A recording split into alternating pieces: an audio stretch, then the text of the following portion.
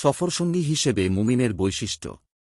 বিভিন্ন প্রয়োজনে মানুষ দূর দূরান্তে সফর করে। সফরের সময়টি মানুষের জন্য স্পর্শকাতর।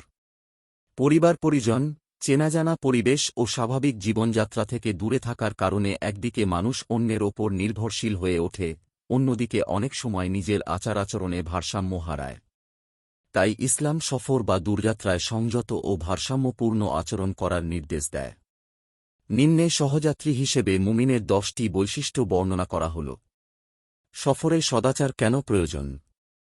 সফরের সময় প্রতিটি মানুষ অন্যের কাছ থেকে সহনশীল ও সহযোগিতাপূর্ণ আচরণ প্রত্যাশা করে। কেননা এই সময় সে নানা ধরনের ক্লান্তি ও বিষাদে ভোগে। মহানবী সাল্লাল্লাহু আলাইহি ওয়াসাল্লাম এর একটি হাদিসে সফরের মনস্তাত্ত্বিক চিত্র ফুটে উঠেছে। তিনি বলেছেন, সফর আযাবের একটি টুকরা, যা তোমাদের সফরকারীকে নিদ্রা ও আহার থেকে বিরত রাখে।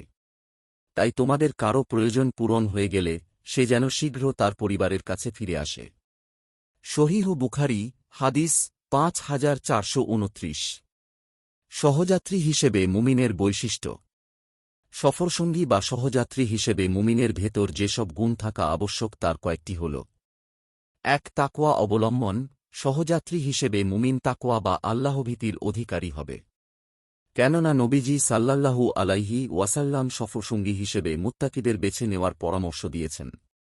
তিনি বলেছেন, তুমি মুমিন ছাড়া কারো সঙ্গী হবে না, এবং তোমার খাবার যেন মুত্তাকি ব্যক্তিরা খায়। সুনানে আবু দাউদ, হাদিস 4832। 2. সহনশীল হওয়া। সফরের সময় মুমিন তাঁর সহযাত্রীর প্রতি সহনশীল হবে। কারো কাছ থেকে কষ্ট পেলে ধৈর্য ধারণ করবে। মহান আল্লাহ বলেন, আর তোমরা ধৈর্য ধারণ করো, নিশ্চয়ই আল্লাহ ধৈর্যশীলদের সঙ্গে আছেন। সূরা আনফাল, আয়াত 46। 3. ঝগড়াবিবাদ পরিহার। মুমিন সফরের সময় সঙ্গীর সঙ্গে ঝগড়াবিবাদ করবে না।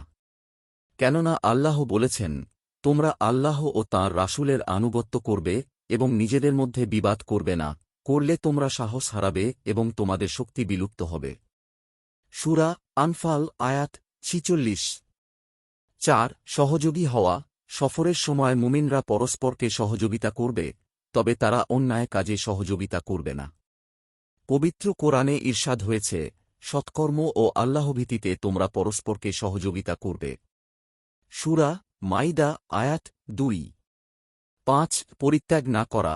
সফরের সময় কারো সঙ্গে কোনো কারণে মনোমালিন্য হলেও মুমিন তাঁর সহযাত্রী ভাইকে পরিত্যাগ করে না, বরং সে সহযোগিতা অব্যাহত রাখে। রাসূলুল্লাহ সাল্লাল্লাহু আলাইহি ওয়াসাল্লাম বলেছেন, মুসলমান মুসলমানের ভাই। সে তার প্রতি জুলুম করে না এবং তাকে জুলুম ও বিপদের মধ্যে ছেড়ে দেয় না। সহিহ বুখারী, হাদিস 2280। 6. চলাফেরায় নম্র হওয়া। মুমিন মুসাফিরের বৈশিষ্ট্য হল সে তার চলাফেরা ও আচরণে বিনম্র হয়।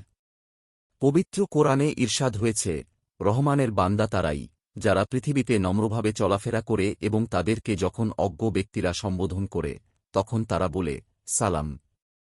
সূরা ফোরকান, আয়াত 63। 7. হাসিমুখে থাকা। ইসলামের শিক্ষা হল সহযাত্রী পুরোপুরি মনোপুত না হলেও তাঁর সঙ্গে হাসিমুখে কথা বলা।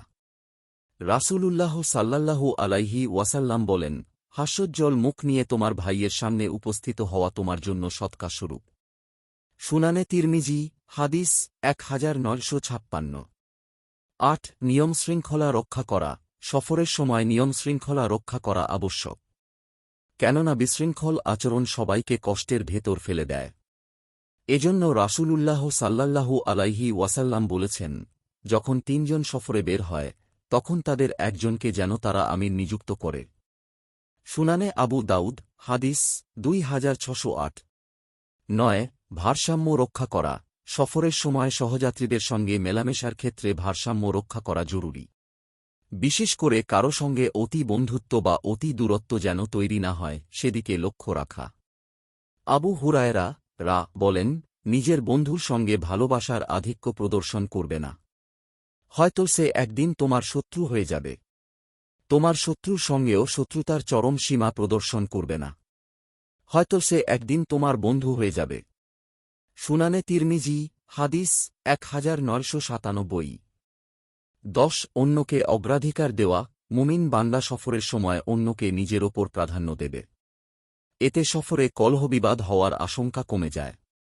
আল্লাহ বলেন, তারা নিজেরা অভাবগ্রস্ত হলেও অন্যদের নিজেদের ওপর অগ্রাধিকার দেয়। সূরা হাশর আয়াত 9। সফরের কিছু করণীয়। সফররত ব্যক্তি সফরের মাসনুন দোয়াগুলো পাঠ করবে এবং সঙ্গীদেরও মাসনুন দোয়াগুলো পাঠ করতে উদ্বুদ্ধ করবে। কেননা মাসনুন দোয়াগুলোর মাধ্যমে মানুষ আল্লাহর দয়া ও নিরাপত্তা লাভ করে। বিশুদ্ধ হাদিস দ্বারা প্রমাণিত সফরের সময় দোয়া কবুল হয়। তাই মুমিনের উচিত সফরের সময় বেশি দোয়া করা। রাসূলুল্লাহ সাল্লাল্লাহু আলাইহি ওয়াসাল্লাম বলেছেন, 3 ব্যক্তির দোয়া সন্দেহাতীতভাবে কবুল হয়: সন্তানের জন্য, পিতার দোয়া, মুসাফিরের দোয়া ও মজলুম ব্যক্তির দোয়া। সুনানে আবু দাউদ, হাদিস 1536। সফরের সময় আরও একটি গুরুত্বপূর্ণ বিষয় হল দলচ্যুত হয়ে বা একাকী চলাচল না করা।